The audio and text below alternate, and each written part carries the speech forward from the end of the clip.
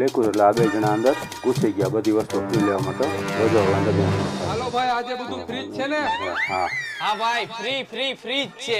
આ તો 10 શર્ટ આપી દિયો, 10 પેન્ટ આપી દો કેમ કે આજે અમે મોટો કોથરો લઈને આવ્યા હી. હાલો આપી દો એમાં શું ન્યા. હાલો ઓલા ભાઈ હમણાં હાલો, બધું આ કાઢી 10 દઈશું. હાલો 10 start. પણ હાલો આ 10 પેન્ટ. હાલ ભાઈ ફટાફટ કોથરામાં નાખવા માંડ. હા ભાઈ આગળ વધો મજા આવશે.